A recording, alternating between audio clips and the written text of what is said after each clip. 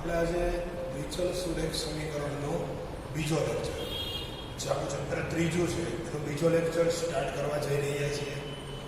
Start કરતાં આપણે એક તમારી સાથે ખુશીની વાત શેર કરીએ છીએ કે આપણા યુટ્યુબ સબસ્ક્રાઈબર છે દિવસે દિવસે વધતા જાય છે.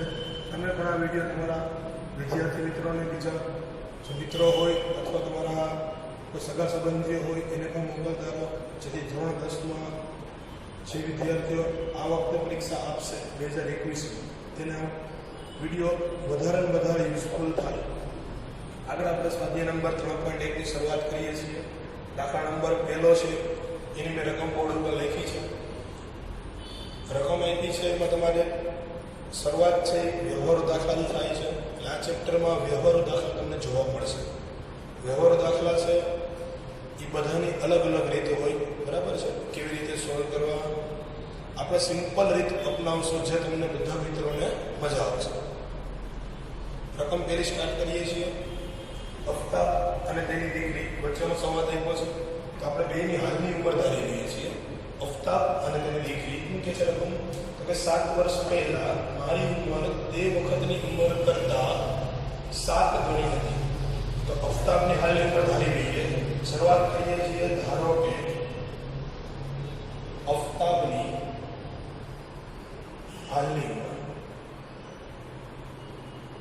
x વર્ષ છે અને અહીંયા પુત્રી અફતાબના પુત્રી જે દીકરી છે એની હાલની ઉંમર આપણે y વર્ષ કહીએ છીએ. શું કામ એને x અને y બે ચલ ધર્યા મેં?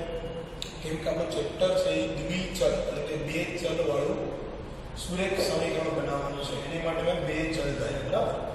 આગળ વાત કરીએ છીએ સમીકરણ કેવી રીતે બનશે. સમીકરણ જે બનશે શરૂઆત એવી થાય, અહીંથી વાત કરીએ 7 વર્ષ પહેલા. 7 વર્ષ પહેલાની બંનેની ઉંમર લઈએ તો 7 વર્ષ પહેલાની વાત કરીએ તો અફતાબની ઉંમર કેટલી થાય? તો કે હું એવું કહું કે મારી ઉંમર 30 વર્ષ છે. 7 વર્ષ પહેલા મારી ઉંમર કેટલી હોય? તો કે 30 - 7 કરો એટલી. તો 7 વર્ષ પહેલા અફતાબની ઉંમર, અફતાબની હાલની કેટલી છે? x વર્ષ. 7 વર્ષ પહેલા કેટલી હશે? x - 7 વર્ષ. એવી રીતે પુત્રીની વાત કરીએ તો કે પુત્રીની ઉંમર કેટલી હશે 7 વર્ષ પહેલા? તો પુત્રીની ઉંમર y હતી. એમાંથી 7 બાદ કરી દઈએ એટલે 7 વર્ષ પહેલાની ઉંમર મળી જશે. એમાં આપણને શું કીધું છે? તો કે 7 વર્ષ પહેલા કોની ઉંમર? અફતાબની ઉંમર. તે વખતની તારીખ એટલે કોની? એની દીકરીની ઉંમર કરતા 7 ગણી હતી. તો એને આપણે સમીકરણ સ્વરૂપે દર્શાવીએ તો આ અફતાબની ઉંમર આ એની દીકરીની ઉંમર કરતા 7 ગણી એટલે કે ગુણ્યા 7 કરીએ એટલી હતી. હવે આના પર આપણે સમીકરણ મળી જશે. સમીકરણ ગોતી લઈએ. x એમનેમ રાખીએ છીએ, -7 એમનેમ, આ 7 અંદર ગુણી દઈએ એટલે 7y - 7.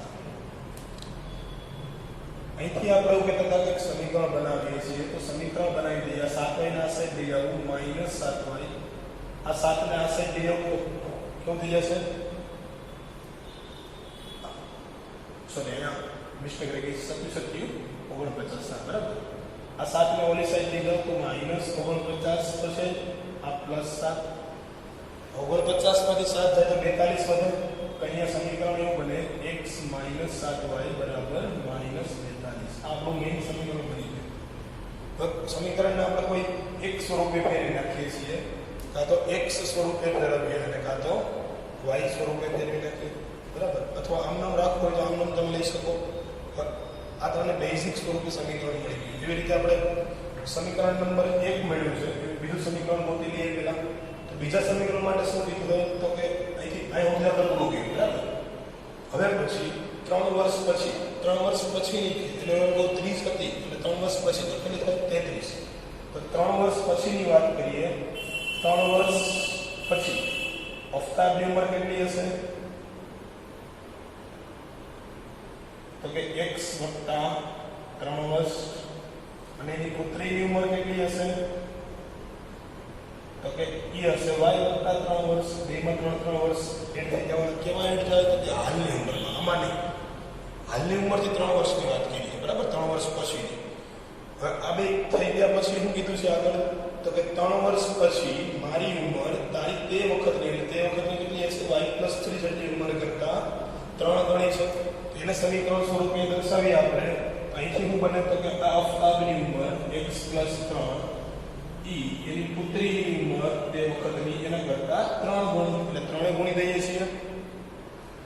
આ થઈ ગયું x+3 as it is આ 3 અંદર ગુણી દઈએ તો x+3 બરાબર 3y આ 3 અંદર ગુણાય એટલે 3 3 9 3y ના સાઈડ લઈ લો 3y થઈ ગયા માઈનસ આ માઈનસ 3 થઈ જશે સોલ્યુશન થશે તો 9 માઈનસ 3 આ થઈ ગયું x માઈનસ 3y બરાબર 6.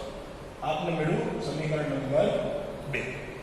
બરાબર બે સમીકરણ આપને મળી ગયા. હવે આ બે સમીકરણને આપણે ઉકેલ ગોતવાના છે જે તમે 9મા ધોરણમાં ગોતતા હતા આલેખની રીતે. બરાબર તો બે સમીકરણનો હું એક સાઈડમાં નોટ ડાઉન કરી લઉં છું. અહીંયા તમે વિડીયો પોઝ કરીને સ્ક્રીનશોટ લઈને લખી શકો છો. આપણે દર વખતે કહીએ છીએ કે આ લખવા માટે તમે વિડીયો પોઝ કરો. મોબાઈલમાં હોય તો કોમ્પ્યુટરમાં જોતા હોય તો સ્ક્રીનશોટ લઈ લો અને પછી તમે બુકમાં લખો. તો આગળ આપણે આ બે સમીકરણ છે એની સાઈડમાં દર્શાવી દઉં છું. બરાબર છે. સમીકરણ પહેલું એવું હતું કે x - 7y - 42 આ સમીકરણ નંબર પહેલું અને સમીકરણ નંબર બીજું છે x - 3y બરાબર 6. સમીકરણ નંબર હવે આ બે સમીકરણના આપણે ઉકેલ ગોતીએ છીએ. તો જો અહીંયા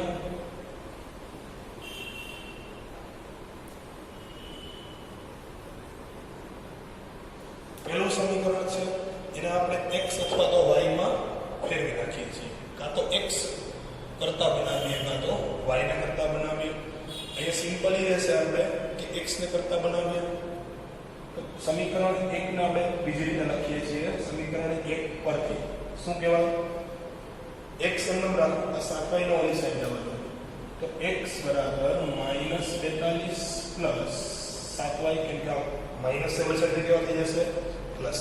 હવે આ સમીકરણમાં આપણે x ની અલગ અલગ કિંમત મૂકીએ છીએ અને કોષ્ટક તૈયાર કરીએ છીએ. જે આપણે કહેતા હતા કે તમે મેક્સિમમ 3 કિંમતનું કોષ્ટક તૈયાર કરો. બરાબર મેક્સિમમ 3 કિંમતનું કોષ્ટક તૈયાર કરીએ છીએ. તો સૌપ્રથમ અહીંયા y ની કિંમત લેવાનું ચાલુ કરીએ. y ની કિંમત સૌપ્રથમ આપણે લઈએ છીએ y બરાબર 6. તમે ગમે એ કિંમત લઈ શકો. હું અહીંયા કિંમત લઉં છું એના પરથી આપણે ગ્રાફ દોરવામાં સરળતા પડે એ કિંમત લઈએ છીએ. બરાબર ગ્રાફના પોઈન્ટ છે સરળતાથી તમે ડ્રો કરી શકો એવી પોઈન્ટ કિંમત લઈએ છીએ. આપણે y બરાબર 6 ને અને સમીકરણ ત્રીજું કહી દઉં છું. તો સમીકરણ 3 માં મૂકતા તો સમીકરણ 3 માં મૂકીએ તો y બરાબર શું મળશે અહીંયા તો કે x બરાબર -42 પ્લસ 7 કૌંસમાં 6 તો -42 આ +42 અહીંયા કેટલા મળ્યા x બરાબર 0. ઉકેલને આપણે આવી રીતે દર્શાવીએ છીએ. અહીંયા ઉકેલ પહેલા x લખશું પછી y લખશું એટલે ઉકેલ કેટલો મળ્યો આપણને 0x અને 6y. બરાબર એવી રીતે તમારે 3 ઉકેલ ગોતવાના છે. અહીંયા બીજા બે ઉકેલ પણ હું ગોતી દઉં છું. પહેલા સમીકરણનો જે બોક્સ આવશે એ બોક્સ આપણે સાઈડમાં દર્શાવશું. બરાબર હવે અહીંયા હું y બરાબર માની લઈએ કે આપણે બીજી કોઈ કિંમત ધારી લઈએ છીએ. y બરાબર લઈ લઈએ ત્યારે 7 લઈએ. y બરાબર 7 y બરાબર 7 ને સમીકરણ 3 માં મૂકતા તો સમીકરણ 3 માં મૂકીએ y બરાબર 7 ને તો સમીકરણ 3 કેવું બને તો કે સમીકરણ 3 અહીંયા છે આપણી પાસે x બરાબર -42 પ્લસ 7 કૌંસમાં y ની જગ્યાએ મૂકીએ છીએ 7 આ થઈ ગયા -42 37 49 x કેટલો મળશે આપણને 49 માંથી 42 જાય તો 7. અહીંયા ઉકેલ કેવો મળ્યો તો કે 7 અને 7. આવી રીતે તમે 3 ઉકેલ મેળવશો. હજી એક ઉકેલ આપણે ગોતી લઈએ છીએ. અહીંયા બીજો ઉકેલ મળ્યો.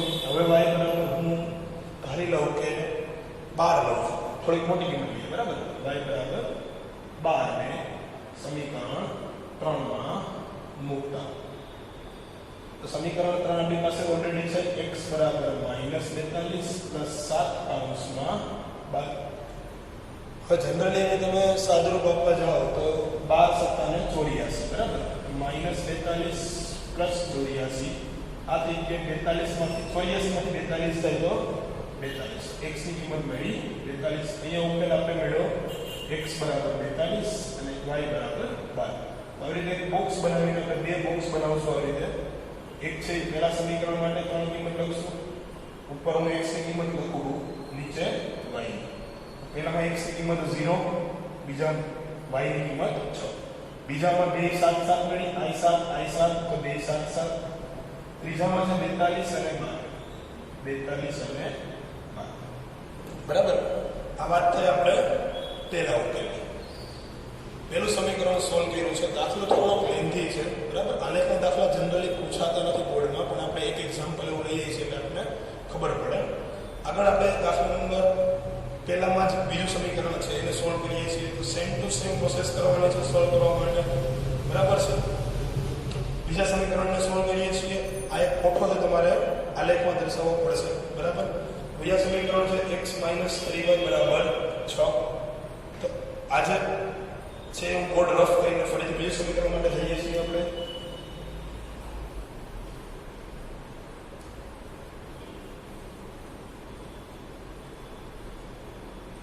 આ સમીકરણ 1 નો જે કોઠો છે એનો હું દર્શાવી દઉં છું. સમીકરણ 1 માટે જે આપણે કોઠો મેળવ્યો હતો એ આવી ગયો x y 0 6 7 7 અને 43 12, બરાબર. આ સમીકરણ 2 માટેની વાત કરીએ છીએ આગળ. તો સમીકરણ 2 લખીએ છીએ. સમીકરણ 2 પરથી આપણે એવું કહી શકીએ કે x - 3y બરાબર 6 છે. 3y નો ઓલી સાઈડ જાઓ તો x બરાબર 6 પ્લસ 3y. આ સમીકરણ થઈ ગયું આપણી પાસે 4. હું ડાયરેક્ટ કિંમત લગાડું છું, કેમ કે તમને કિંમત હવે તો ડાયરેક્ટ અહીં છો સાદો આપી શકશો. ડાયરેક્ટ કોષ્ટક બનાવી લઉં છું, બરાબર. ગણતરી કરવાની કે જરૂર પડશે નહીં. x અને y. x y ની કિંમત લેતા જશું, x ની કિંમત બનતી જશે. સૌપ્રથમ અહીંયા હું y બરાબર -2 લઉં છું. 3 * કેટલો થશે? -6 -6 અને +6 0. તો x ની કિંમત મળશે 0, બરાબર. હવે હું y બરાબર અહીંયા એવું ધારીએ આપણે કે y બરાબર 12 લઈ લો. y બરાબર 12. તો 12 તેરી 36, 36 ને 6 કેટલા થશે? 42, બરાબર. અને y બરાબર આપણે એવું કહીએ છીએ કે કોઈ એક કિંમત આ વખતે 0 લઈએ છીએ. y બરાબર, બરાબર, y બરાબર 0 લઈએ તો x બરાબર ડાયરેક્ટ કેટલા મળશે? 6, કેમ કે y તો 0 થઈ ગયો આપણો. તો x બરાબર 6. આ જે બે આપણે બોક્સ મળ્યા એ તમારે અલગ અલગ રેખાને સ્વરૂપે ગ્રાફમાં એટલે અહીંયા સાઈડમાં બતાવો છો તમને. આવો ગ્રાફ હોય ને માનો તો બે રેખા આવશે. એક આ સમીકરણની રેખા આવશે, માનો કે રેખા આવી રીતે કંઈક આવી. એક આ સમીકરણની રેખા આવશે, એ આવી રીતે કંઈક આવી. એટલે આ બે રેખા છેદશે એ તમારો બે સમીકરણનો સામાન્ય બિંદુ. બે સમીકરણનો સામાન્ય બિંદુ છે એ બે સમીકરણનો ઉકેલ કહેવાય. આ બે સમીકરણ માટે ઉકેલ કયો કહેવાય? તો કે જે બિંદુએ આ ગ્રાફ છેદશે બે રેખા, અહીંયા જોઈ શકો છો આ બિંદુએ છેદશે 12 42 અને 12. એ જે બિંદુ છે એમાં કોમન છે, તો એ બિંદુએ ગ્રાફ છેદશે. તો આપણા આ બે સમીકરણનું સોલ્યુશન એટલે કે ઉકેલ છે એ 42 12 છે એમ કહેવાય, બરાબર. અત્યારે વાત ખાલી આપણે ગ્રાફ દોરવાની છે. ભૌમિતિક રીતે ગ્રાફ તમે દોરી શકશો, બરાબર. ગ્રાફ તમને અને પછીની સ્લાઇડમાં દોરેલો કમ્પ્લીટ થયેલો જોવા મળશે, બરાબર છે. અત્યારે આવો આપણે જનરલી ગ્રાફ મળશે. આગળ જઈએ છીએ આપણે. સમીકરણ નંબર 2 પૂરું થઈ ગયું, ગ્રાફ પૂરો થઈ ગયો. દાખલા નંબર બીજો છે, બરાબર છે. એ તમે જાતે કરી શકશો. દાખલા નંબર બીજો.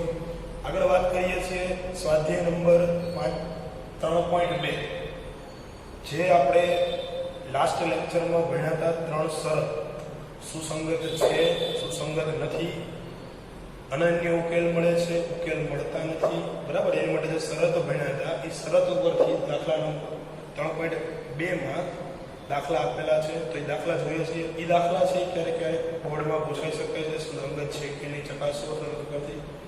આનો કોઈ સ્કોપ નથી, કેમ કે બોર્ડમાં આલેખ છે એ પૂછાતા નથી. આ આપણે માટે જાણકારી માટે છે ખાલી, બરાબર છે.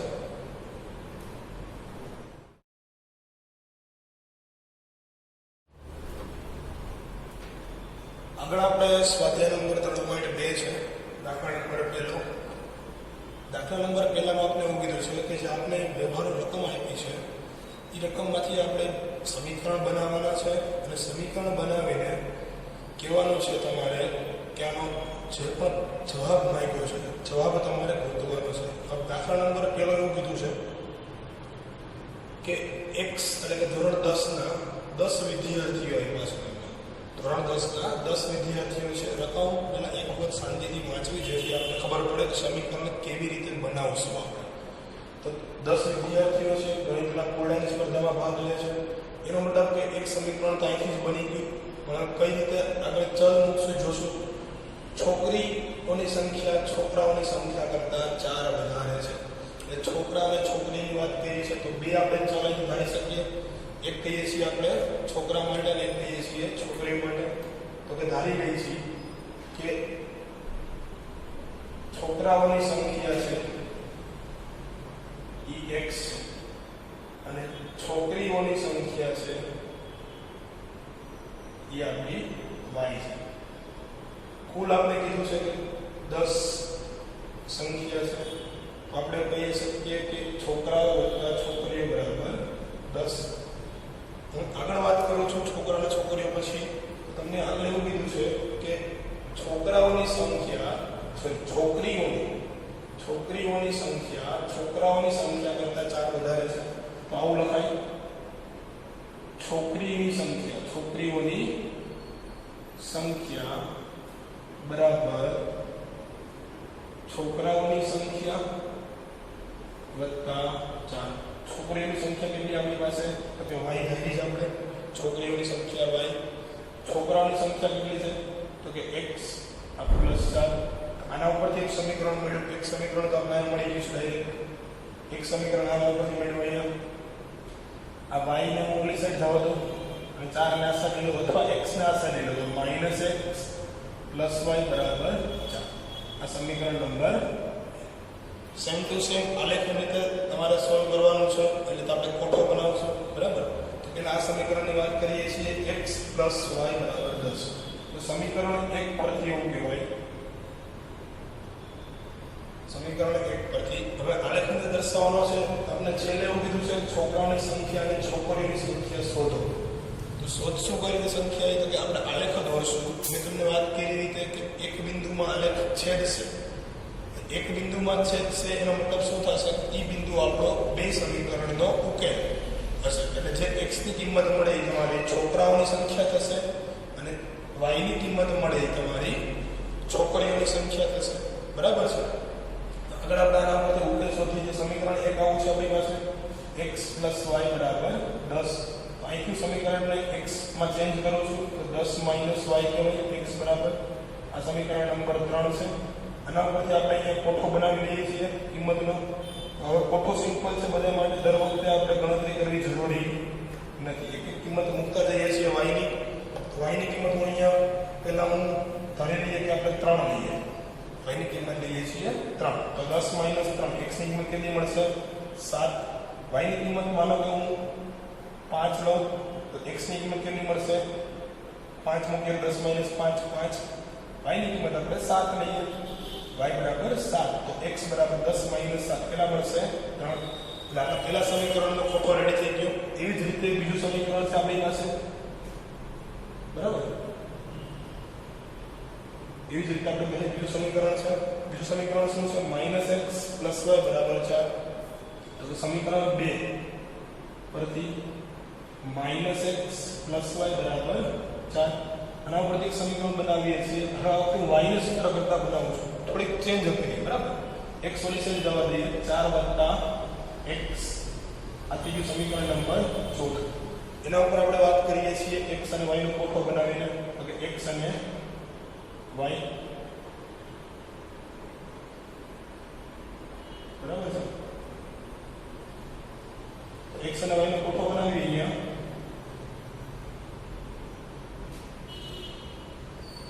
તો y બરાબર હું અહીંયા પહેલા તો 3 મૂકું છું. y બરાબર 3 તો x બરાબર મળશે 7 4 વત્તા સોરી ઊંધું થઈ ગયું આપણે x ની કિંમત લેવાની બરાબર x ની કિંમત લઈએ છીએ 3 તો ધ્યાન રાખજો આવું ન થાય x ની કિંમત લઈએ છીએ 3 4 વત્તા 3 કેટલા મળશે y બરાબર 7 x ની કિંમત હું લઉં છું 1 x ની કિંમત લઉં છું 1 તો 4 વત્તા 1 કેટલા મળશે 5 અને x ની કિંમત લઉં છું 0 તો y બરાબર 4 વત્તા 0 કેટલા મળશે 4 આ બે સમીકરણને આપણે ફરીથી ગ્રાફ ઉપર દર્શાવશું ગ્રાફ ઉપર દર્શાવતા બધા વિદ્યાર્થી મિત્રોને આવડે છે તો એ ગ્રાફ દર્શાવતો નથી ગ્રાફ આપણે માટે જરૂરી નથી પણ અહીંયા આપણે એવું કહી શકીએ કે બે સમીકરણોમાં સમાન ઉકેલ મળશે કયો સમાન ઉકેલ મળે તો કે આપણે જોઈ શકીએ કે 7 અને 3 છે આ સમીકરણમાં પણ ઉકેલ મળે છે સોરી 3 અને 7 7 અને 3 3 અને 7 બરાબર ને 3 અને 7 x ની કિંમત 3 અને y ની કિંમત 7 x ની કિંમત 3 અને y ની કિંમત 7 તો બંને સમીકરણોમાં લખીએ છીએ છેલ્લે બંને સમીકરણનો આલેખ અનન્ય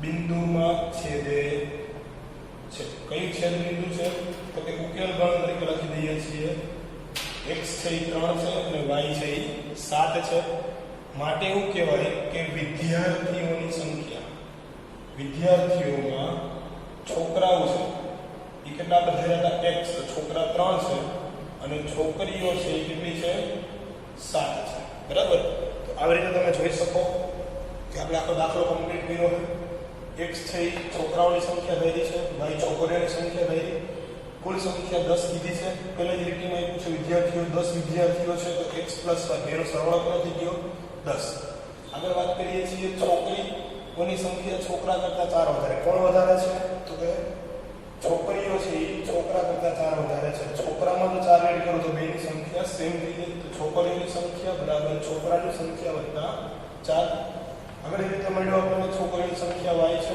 છોકરાઓની x છે એના ઉપરથી આપણે સમીકરણ બનાવી લીધું -x + y = 4 પછી સેમ ટુ સેમ તમને બધી ખબર છે બરાબર કે રીતે આપણે સોલ્યુશન આપીએ છીએ હવે છેલ્લે લાસ્ટ જોવાનું છે કયા બિંદુમાં આપણો ગ્રાફ છેદશે કયા બિંદુમાં છેદે છે તો કે બે કિંમત સરખી અહીંયા 7 અને 3 ઊંધું છે x ની 7 કિંમત છે y ની 3 છે આપણે કહીએ x ની 3 છે અને y ની 7 છે તો આ બે કિંમત આવશે 3 અને 7 3 અને 7 તો x બરાબર 3 થશે y બરાબર 7 થશે છોકરાની સંખ્યા 3 છે જ્યારે છોકરીની સંખ્યા 7 છે બરાબર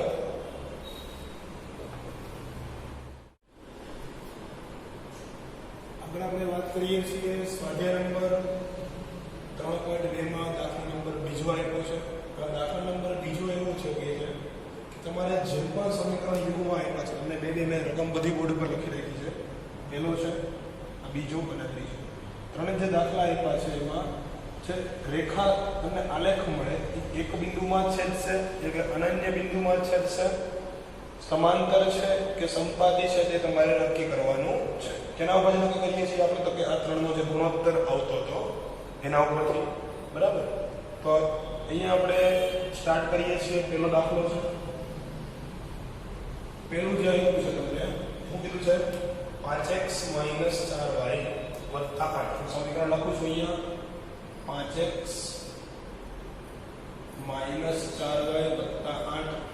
= 0 અને 7x - 6y - 9 બરાબર 0 તો આપણે એવું કહેતા હતા અહીંયા કે સમીકરણનું વ્યાપક સ્વરૂપ છે તમે લખતા હતા કયું હતું વ્યાપક સ્વરૂપ દ્વિચલ સુરેખ સમીકરણનું તો કે ax + by + c બરાબર 0 એની સાથે સરખાવીએ તો આ આપણો થઈ જશે a1 આ થઈ જશે a2 તો a1 કેટલા થાય 5 a2 કેટલા 7 અહીંથી b1 લઈએ b1 કેટલો થાય -4 દિશાની સાઈડ લેવાનો બરાબર b2 એટલે કેટલો થશે કે -6 c1 લઈએ તો કેટલો થશે 8 અને c2 કહીએ તો -9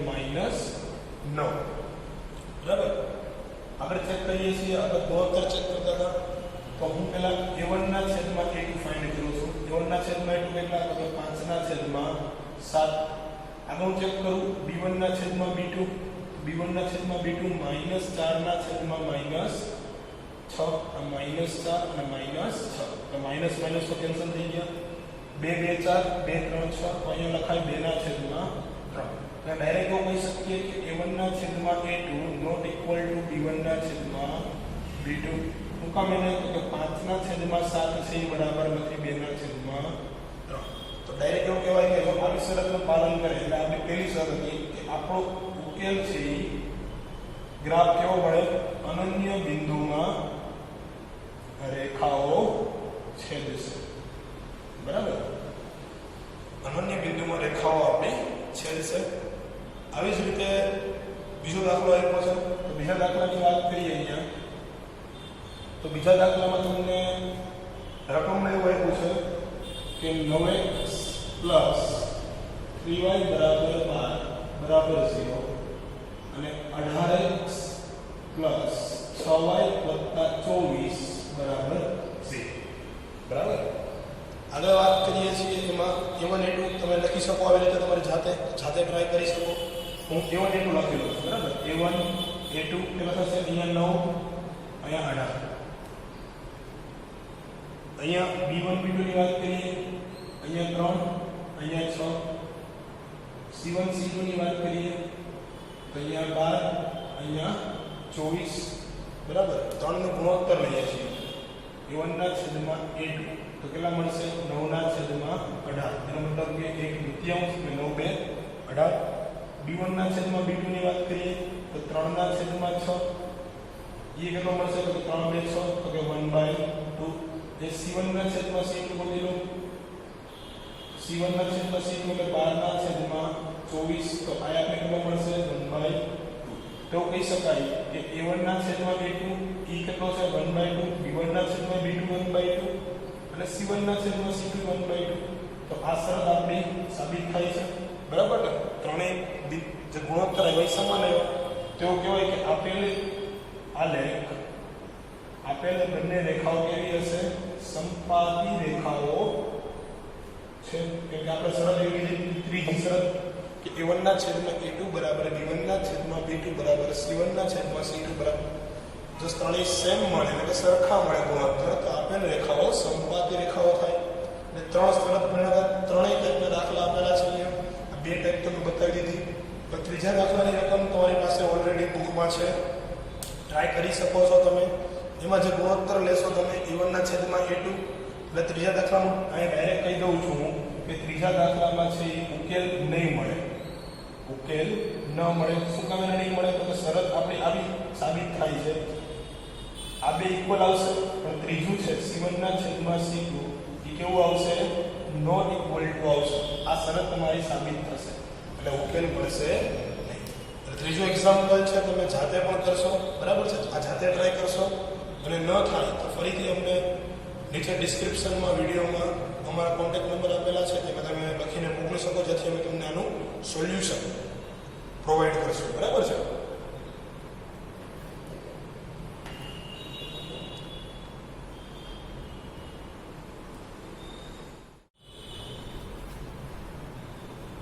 આગળ આપણે દાખલા નંબર ત્રીજો છે.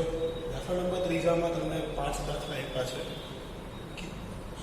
આવું આપણે કહેવાનું છે કે સમીકરણ બંને આસપાસ યુગમાં એ સુસંગત છે કે નથી. હવે આપણે વાત કરી હતી સુસંગત ક્યારે હોય અને ક્યારે ન હોય. તો આપણે વ્યાખ્યા એવી કરી હતી સુસંગતની કે જે પણ સમીકરણના એક અથવા એક કરતાં વધારે ઉકેલ મળે ત્યારે આપણે એવું કહી શકીએ કે આપેલ બંને સમીકરણ છે એ એકબીજાને સુસંગત સમીકરણ છે. બરાબર? એની માટે શરત કઈ કઈ થાય તો અહીંયા આપણે વાત કરીએ છીએ શરતની. તો આ બે શરત થવી જોઈએ. a1 ના છેદમાં a2 not equal to b1 ના છેદમાં b2 કેમ કે આમાં આપણે અનન્ય બિંદુમાં ગ્રાફ છેદતો તો આપણો. અને બીજી શરત છે a1 ના છેદમાં a2 બરાબર b1 ના છેદમાં b2 બરાબર c1 ના છેદમાં c2. આમાં અનંત શૂન્ય મળે આપણને. બરાબર? તો આ બે જે શરત છે એમાં આપણે સુસંગત થાય એવું કહેતા હતા. તો આપણે બે જો આ બે શરત આપણે મળે તો આપણે એવું કહી શકીએ કે સુસંગત સમીકરણ છે. અને આ બે શરત ન મળે એટલે કે ત્રીજી શરત મળે આપણને a1 ના છેદમાં a2 બરાબર b1 ના છેદમાં b2 not equal to c1 ના છેદમાં c2. ઉકેલ ન મળે એવી જ્યારે પરિસ્થિતિ ઊભી થાય ત્યારે આપણે કહેવાય કે સુસંગત નથી. બરાબર? અહીંયા હું બે દાખલામાંથી લઉં છું. બે દાખલા છે અલગ અલગ છે. બરાબર છે. એટલે બે દાખલા આપણે જોઈશું અહીંયા. બાકીના 3 દાખલા છે તમે જાતે કરી શકશો. તો બે દાખલા આપણે જોઈએ છીએ. એમાં પહેલો દાખલો અહીંયા આપ્યો છે. બીજા નંબર દાખલો છે 2x - 3y બરાબર 8 અને 4x - 6y બરાબર 9. હવે આ બે સમીકરણને પહેલા આપણે એના વ્યાપક સ્વરૂપ એટલે કે વ્યાપક સ્વરૂપ સાથે સરખાવીએ. કયું છે વ્યાપક સ્વરૂપ? તો કે x + by + c બરાબર 0 સાથે સરખાવતા આપણે a1 શું મળે? તો કે a1 તો આપણી પાસે છે 2, a2 આપણી પાસે છે, b1 આપણી પાસે છે -3. આ 8 ને આ બાજુ લઈ આવવું પડે એટલે સમીકરણ આવું બને ખરેખર જનરલી પહેલું સમીકરણ 2x - 3y. આ c છે આ બાજુ જોઈએ મારે -8 થઈ જશે. 8 આ બાજુ આવશે તો કેમ કે અંતમાં 0 જોઈએ તો આપણે જે c1 મળશે -8. એવી રીતે બીજા સમીકરણને લઈએ આપણે તો કે 4x - 6y. 9 ને આ સાઈડ લઈ આવું -9 બરાબર 0. તો આપણે a2 શું મળે? આપને a1 b1 અને c1 મળ્યા તો a2 અહીંથી મળે 4, b2 મળે -6 અને c2 મળે -9. શરત ચેક કરીએ છીએ. પહેલા બે વચ્ચે શરત લઈએ તો આ બેની વચ્ચેની વાત કરીએ તો a1 ના છેદમાં a2 કેટલા એ પાસે a1 2, a2 છે 4 તો 2 ના છેદમાં 4. આપણે ખબર છે 1/2 પડશે અહીંયા. હવે b1 ના છેદમાં b2 ચેક કરી લઈએ. b1 ના છેદમાં b2 -3 ના છેદમાં -6 માઇનસ કેન્સલ i મળશે એટલે 1/2. એનો મતલબ કે બે સેમ મળ્યા. તો બે સેમ મળે તો આપણે ત્રીજો ચેક કરવા જવું પડશે. ત્રીજો ચેક કરીએ. c1 ના છેદમાં c2 -8 અને -9 -8 અને -9. આ તો મળ્યો આપણે 8 ના છેદમાં 9. એટલે એવું કહી શકીએ આપણે કે પેલા બે સેમ છે 1/2 બરાબર 1/2 નોટ ઇક્વલ ટુ 8 ના છેદમાં 9. તો એનો મતલબ એવો થાય કે આપણે આવું મળ્યું a1 ના છેદમાં a2 બરાબર b1 ના છેદમાં b2 not equal to c1 ના છેદમાં c2. એટલે આપણે કહી શકીએ કે અહીંયા ઉકેલ ન મળે જેથી સમીકરણ યુગ્મ સુસંગત નથી એવું કહેવાય. બરાબર છે? એ તમે જોઈ શકો છો સુસંગત નથી. હજી એકવાર ફરીથી રિપીટ કરું છું. શું કીધું છે આપણને કે સમીકરણ સુસંગત છે કે નથી એ તમારે સાબિત કરવાનું છે. એટલે કે એને ચકાસીને કહેવાનું છે. આપણે કઈ રીતે કહેશું? તો કે આપણે ખબર છે કે આપણે કહેતા હતા કે ઉકેલ એક અથવા તો એકથી વધારે મળે તો સુસંગત સમીકરણ કહેવાય. સુસંગતની વ્યાખ્યા આપણે જોઈ લીધી. પણ એક ઉકેલ ક્યારે મળે? તો કે આપણે આ શરત a1 ના છેદમાં a2 not equal to b1 ના છેદમાં b2 પ્રૂવ થાય ત્યારે. અને જો આ શરત આવે ત્રણે ઇક્વલ ટુ થાય a1 ના છેદમાં a2 બરાબર b1 ના છેદમાં b2 બરાબર c1 ના છેદમાં c2 અનંત શૂન્ય મળે. એટલે આ બે શરત જ્યારે મળે ત્યારે આપણે સુસંગત છે એવું કહી શકીએ. બરાબર? તો હું બીજી રકમ લઉં છું તો આપણે આવી રકમ આપી છે 2x - 3y બરાબર 8, 4x - 6y બરાબર 9. તો સૌ તમારે વ્યાપક સ્વરૂપમાં ફેરવું એટલે અહીંયા 0 જોઈએ. પછી છે તમારે a1 b1 અને c1 કહેવાના છે. અહીંયા 0 લઈ આવવા માટે આપણે 8 ના આ સાઈડ લઈ આવીએ અને -8 થઈ જશે. 8 આ બાજુ આવે તો સમીકરણ લખ્યું છે 2x - 3y 8 આ સાઈડ આવે એટલે -8 બરાબર 0. a1 છે એ મારું 2 થયું, b1 છે એ -3 અને c1 છે એ -8. એવી જ રીતે a2 b2 અને c2 આપણે ગોતી લીધા. બરાબર છે? આગળ વાત કરીએ છીએ આપણે ચકાસીએ છીએ a1 ના છેદમાં a2 b1 ના છેદમાં b2 અને c1 ના છેદમાં c2 ના ગુણોત્તરને. a1 ના છેદમાં a2 કેટલો મળ્યો? 1/2. b1 ના છેદમાં b2 મળ્યો 1/2. c1 ના છેદમાં c2 આપણે મળ્યો 8 ના છેદમાં 9. એનો મતલબ કે આ બે સેમ મળ્યા છે અને એક સેમ નથી. તો આપણે કઈ શરત લાગશે? તો કે આપણે બીજી શરત હતી કે ઉકેલ ન મળે એની માટે. જેથી આપણે સમીકરણ કેવા થશે? સુસંગત સમીકરણ નથી. બરાબર? બાકીના પહેલો દાખલો આ રીતે જ કરશું, બીજો દાખલો આ રીતે થાય છે, ત્રીજો દાખલો છે એ રકમ બી નોંધી છે. રકમમાં થોડોક અપૂર્ણાંક છે, થોડોક ડિફરન્સ લાગે છે, તમને જોતા અઘરો લાગે છે એટલે આપણે ત્રીજો દાખલો બોર્ડ ઉપર લઈએ છીએ. આગળ આપણે વાત કરીએ છીએ દાખલા નંબર 3 ની.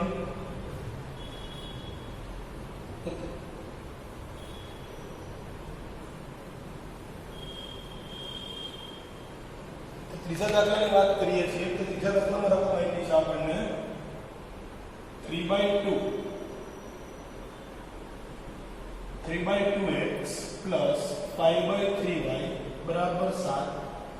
બીજી રકમ આપણે આપી છે 9x - 10y બરાબર 14. આગળ વાત કરીએ દાખલા નંબર ત્રીજામાં તો પહેલું સમીકરણ જે આપણે લખીએ છીએ 3/2x + 5/3y બરાબર 7. એને આપણે લસા લઈએ 3 અને 2 નો, તો લસા કેટલો આવશે અહીંયા 6. 3 અહીંયા ગુણાય તો 3 3 9x થઈ ગયા. 2 અહીંયા ગુણાય તો પ્લસ આ 10y થઈ ગયા બરાબર. ઉપર જે 7 એક 7 લખીએ બરાબર. અહીંયા આપણે 14 આવ્યા છે તો 14 છે. અહીંયા આ સમીકરણની વાત કરું છું પહેલા 6 છે એ ગુણાકાર થઈ જાય તો 9x + 10y 7 × 42. આ બાજુ લઈ લો તો -42 બરાબર 0. તો આ આપણે સમીકરણ પહેલું મળશે. એવી જ રીતે આપણે વાત કરીએ છીએ આ સમીકરણ તો આપ્યું જ છે, આપણે ડાયરેક્ટ લખી દઈએ છીએ 9x - 10y 14 ના સાઈડ લઈ આવું તો -14 બરાબર 0. આ સમીકરણ કેવું થઈ જશે આપણું સમીકરણ નંબર 2 બરાબર. a1 a2 b1 b2 લખી લઈએ તો a1 કેટલા આપ્યા છે 9, b1 10, c1 -42 તો 9 b1 10 અને c1 છે -42.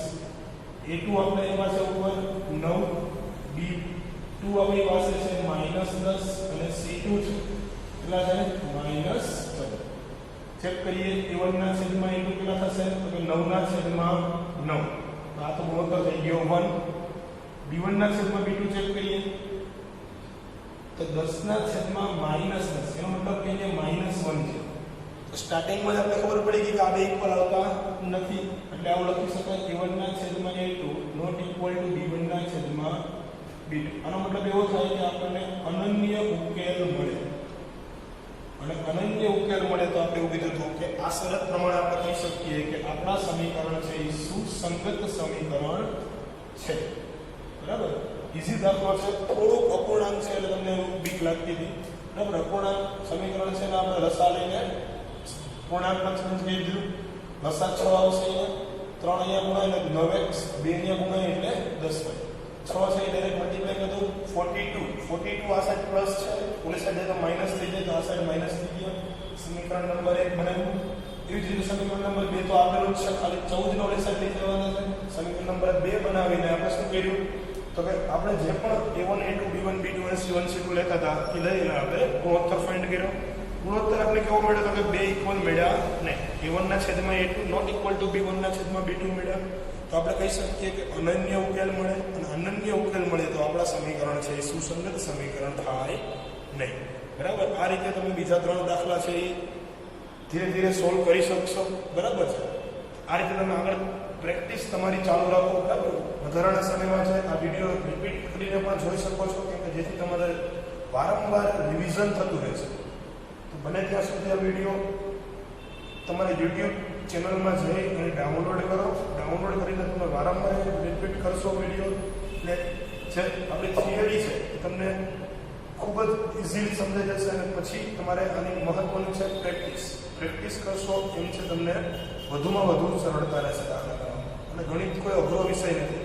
અત્યાર સુધી તમે જે માનતા હતા કે ગણિત અઘરો વિષય છે, અઘરો નથી. બિલકુલ સહેલું છે ગણિત 10મા ધોરણનું બરાબર છે. તો ખાસ અહીંયા ધ્યાન આપશો એટલે મજા આવશે.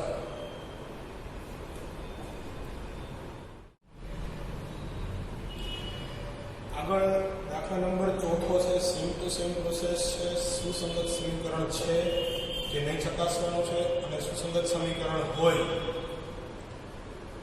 અથવા તો ન હોય તો તેને તમારે આલેખની રીતે ભૌમિતિક સ્વરૂપમાં બતાવવાના છે. જે દાખલા નંબર આપણે પહેલો કર્યો એમાં બી આપણે આલેખ બનાવતા હતા એ રીતે જ આલેખ બનાવવાના છે. પણ આલેખ પછી ડાયરેક્ટ તમે કહી શકશો જો બે રેખા છેદે, બે આલેખના રેખા જે દોરો તમે છેદે તો સુસંગત છે એવું કહેવાનું, અને સુસંગત નથી તો આલેખની રેખા છેદશે નહીં બરાબર. તો એ પણ દાખલો તમારી જાતે તમે કરી શકો છો. કે અહીંયા આ લેક્ચર જે આપણે ઓનલાઈન ચાલુ કર્યા છે એમાં બધા દાખલા કરવા પોસિબલ નથી. જો બધા દાખલા કરવા જઈએ તો આપણે સમજી શકીએ કે બહુ ઝાઝો ટાઈમ લે આપણે બરાબર. અહીંયા બને તેટલું સ્પીડથી અને સરળતાથી સમજાય વિદ્યાર્થી મિત્રોને એ બધા દાખલા આપણે અહીંયા લઈએ છીએ. દાખલા નંબર 5મો છે, વ્યવહારુ રકમ આપી છે. તમને એવું કીધું છે કે એક લંબચોરસ બગીચો છે બરાબર. તો લંબચોરસ બગીચો એટલે આવો તેવો હોય. આપણે માનો કે આને લંબાઈ કહીએ છીએ આ તમારી લંબાઈ છે અને આપણે એને x ધારી લઈએ અને આ પહોળાઈ છે એને આપણે y કહીએ છીએ બરાબર એટલે હું ધારી લઉં છું ધારો કે લંબાઈ છે એ x મીટર અને પહોળાઈ છે એ આપણી y મીટર છે હવે આ લંબાઈ તો આ લંબાઈ થવાની આપણે આ પહોળાઈ થવાની તો આપણે ખબર છે લંબચોરસની પરિમિતિ બરાબર લંબચોરસની પરિમિતિ 7મા ધોરણથી વિદ્યાર્થીઓ ભણતા હોય કેટલી થાય લંબચોરસની પરિમિતિ તો કેવું કહેતા હતા કે 2 કૌંસમાં લંબાઈ વત્તા પહોળાઈ પરિમિતિનો જનરલ અર્થ શું થાય તો કે ચારે બાજુ જેટલી અથવા જે પણ સપાટી હોય એનો સરવાળો તો x વત્તા y વત્તા x વત્તા y 2 વાર x અને 2 વાર y નો સરવાળો થાય એનો મતલબ અહીંયા આપણે લંબાઈ આપણે x કીધી છે અને આ આપણે y કીધું તો પરિમિતિ આપણને કેટલી મળશે તો કે પરિમિતિ આપણી આઈપી રકમમાં કેટલી અર્ધ પરિમિતિ આવી છે ને અર્ધ પરિમિતિનો મતલબ શું થાય પરિમિતિ ભાગ્યા 2 તો અહીંયા વાત કરીએ છીએ અર્ધ પરિમિતિ અર્ધ પરિમિતિને શું કહેવાય અડધી પરિમિતિ તો કે પરિમિતિના છેદમાં 2 પરિમિતિ કેટલી 2x + y છેદમાં 2 અહીંયા આપણે અર્ધ પરિમિતિ આપી છે 36 મીટર અહીંયા આપણે લખી શકીએ 36 મીટર અહીં કેન્સલ કરી દઉં તો અહીંથી આપણે એક સમીકરણ મળે x + y = 36 સમીકરણ નંબર પહેલું એવી જ રીતે સમીકરણ મળશે બીજું સમીકરણ કેવી રીતે મેળવશું તો કે બીજી આપણી લાઈન આપી છે લંબાઈ એ પહોળાઈ કરતા 4 મીટર વધુ છે કોણ વધારે છે લંબાઈ વધારે છે બરાબર તો અહીંયા એવું કહેવાય કોણ વધારે છે લંબાઈ તો પહોળાઈ કરતા લંબાઈ 4 મીટર વધુ છે એનો મતલબ શું થાય કે પહોળાઈ આપણી y છે તો x કેટલો હશે તો એના કરતા 4 મીટર વધારે તો આના કરતા 4 વધારે હોવો જોઈએ એટલે લંબાઈમાં જો 4 એડ કરું તો આપણે પહોળાઈ મળે બરાબર છે અહીંથી સમીકરણ નંબર બીજું આપણે મેળવ્યું સમીકરણમાં તમે આવી રીતે પણ લખી શકો x ને ઓલી સાઈડ લઈ જાઓ તો y - x બરાબર 4 આ સમીકરણ નંબર બીજું થઈ ગયું પણ આપણે ખરે જરૂર આની છે આની માટે આપણે કોઠો બનાવશું અને આની માટે કોઠો બનાવશું આની માટે જનરલી આપણે કોઠો બનાવીએ તો અહીંયા સમીકરણ દર્શાવું છું સમીકરણ આવું બને x બરાબર 36 - y આ સમીકરણ પરથી આપણે કોઠો બનાવીએ તો કોઠો અહીંયા દોરી દઉં છું કેમ કે આપણે ભૌમિતિક સ્વરૂપે એને દર્શાવી અને બાજુના માપ શોધવા છે બીજાના બરાબર તો અહીંયા x ની કિંમત લઈશું અહીંયા y ની કિંમત લઈશું હવે આ સમીકરણમાં આપણે y ની કિંમત ધારવાનું ચાલુ કરીએ તો y બરાબર સૌપ્રથમ લઈએ છીએ 10 મોટી કિંમત લઈએ એટલે આ થોડું ઘટતું છે બરાબર ગ્રાફ આપણો સમાઈ જાય આની કિંમત 36 - 10 તો કેટલી આવશે x ની 26 બરાબર આગળ લઈએ છીએ આપણે y ની કિંમત 20 તો અહીંયા 36 - 20 તો કેટલા આવશે 16 આગળ હું કિંમત લઉં છું અહીંયા 26 y બરાબર જો 26 લઉં તો x કેટલો મળશે મને 36 - 26 કેટલો મળશે 10 બરાબર આવી રીતે ત્રણ કિંમત આપણે જોઈ શકીએ છીએ y ની હવે હું જ્યારે ગ્રાફ દોરું છું ત્યારે એક કિંમત વધારાની પણ એમાં મૂકું છું બરાબર એટલે તમે જો બીજી કોઈ કિંમત લીધી હોય તો અમને ખ્યાલ આવે આગળ આની માટે વાત કરીએ આ સમીકરણ જે છે x - x બરાબર 4 તો એમાં આપણે કિંમત મૂકીએ છીએ જનરલી એમાં કિંમત મૂકીએ ત્યારે આપણે x ની કિંમત મૂકશું બરાબર તો x ની કિંમતની વાત કરીએ છીએ સમીકરણમાં x અને y x ની કિંમત આપણે પુટ કરીએ વેલ્યુ x ની કિંમત સૌપ્રથમ 0 લઈશું તો y કેટલો મળશે 0 + 4 એટલે 4 પછી હું x ની કિંમત -4 લઉં છું -4 લો એટલે -4 + 4 આગળ મળશે મને 0 હવે હું આની માંથી એક ચૂઝ કરતો રેન્ડમની કિંમત તો મને નીચેનો y મળી જતો એટલે કિંમત ચૂઝ કરું કે કાઢી અહીંયા હું 16 મૂકું x બરાબર તો 20 મળે અહીંયા હું 16 લઉં છું તો આપણે 16 + 4 કેટલા મળશે 20 એટલે આપણે જે અહીંયા ગ્રાફ દોરશું અહીંયા ગ્રાફ તમારે દોરવાનો થશે જનરલી જો આના પછીની સ્લાઇડમાં હું મૂકું છું ગ્રાફ બરાબર ગ્રાફમાં આપણે જોશું તો આ 16 અને 20 જે પોઈન્ટ આવશે આ જે પોઈન્ટ છે આપણો 16 અને 20 અને આ 16 અને 20 એ બે છે એકબીજાને કટ કરશે. તેનો મતલબ એવો થાય કે 16 અને 20 આપેલ સમીકરણ યુગ્મના ઉકેલ છે માટે x બરાબર લંબાઈ આપણે ધારી હતી તો એ કેટલી થશે 16 મીટર અને y બરાબર આપણે કીધી હતી પહોળાઈ તો એ કેટલી થશે 20 મીટર. બરાબર. એટલે આવી રીતે તમે x અને y બંને શોધી શકશો. જે આનો મેં કીધું તમને આ બે બિંદુઓનો જે ગ્રાફ છે આના પછીની સ્લાઇડમાં હું એપ્લાય કરું છું ગ્રાફ. બરાબર. તમે ગ્રાફ દોરી શકશો. અહીંયા એ સ્લાઇડ જે આપણે એપ્લાય કરીએ છીએ પાછળની એ ગ્રાફ તમારે ચકાસવા માટે જ મૂકીએ છીએ તમારી માટે કે તમે ગ્રાફ વ્યવસ્થિત દોર્યો છે કે નહીં. આથી આપણે દાખલા નંબર 5 ની વાત. હવે જે નેક્સ્ટ લેક્ચર લઈશું આપણે દ્વિચલ સુરેખ સમીકરણનો ચેપ્ટર નંબર 3 નો એમાં આપણો બે દાખલા કંઈક બાકી છે આમાં. બરાબર છે. એ બે દાખલા અને આગળના જે ટોપિક છે કે આદેશની રીત, લોકની રીત. બરાબર. એ ટોપિક વિશે ચર્ચા કરશું બે રીતનો. જે આગળનો લેક્ચર છે ખૂબ જ મહત્વપૂર્ણ છે કેમ કે આદેશની રીત અને લોકની રીત બોર્ડની પરીક્ષામાં પૂછાય છે. એટલે આગળની લેક્ચર પહેલાં આ લેક્ચર અને ફર્સ્ટ લેક્ચર જોવો ખૂબ જરૂરી છે કેમ કે ફર્સ્ટ લેક્ચરમાં જે આપણે રેખાના સ્વરૂપ ભણ્યા છે આખા ચેપ્ટરમાં ઉપયોગી છે. એટલે બને ત્યાં સુધી હું તમને નમ્ર વિનંતી કરું છું કે આપણે જ્યારે પણ તમે લેક્ચર જોવાનું સ્ટાર્ટ કરો ત્યારે આપણા ચેનલના પ્લેલિસ્ટમાં ચેપ્ટર વાઇઝ તમને પ્લેલિસ્ટ આપ્યું છે. ચેપ્ટર બીજું એનું અપલોડ આખું થઈ ગયેલું છે. ચેપ્ટર નંબર 3 પહેલો લેક્ચર અપલોડ થઈ ગયો છે. બીજો લેક્ચર છે. બરાબર. લેક્ચર વાઇઝ તમે જોશો તો તમને થિયરી સમજવામાં પણ સરળતા પડશે અને બધા ટોપિક છે કવર અપ થઈ જશે. બરાબર છે. તો વિદ્યાર્થી મિત્રો મળીએ છીએ આપણા નેક્સ્ટ લેક્ચરમાં. આ લેક્ચર તમને કેવો લાગ્યો એના રિવ્યૂઝ કોમેન્ટ અમને આપતા રહેજો. બરાબર છે. જેથી તમને પણ મજા આવશે અને અમને પણ મજા આવશે. બંને સાથે મળીને આવું કામ કરતા રહીએ. ચલો બેસ્ટ ઓફ લક વિદ્યાર્થી મિત્રો. મળીએ છીએ કાલે આપણે નવા લેક્ચર સાથે. Thank you.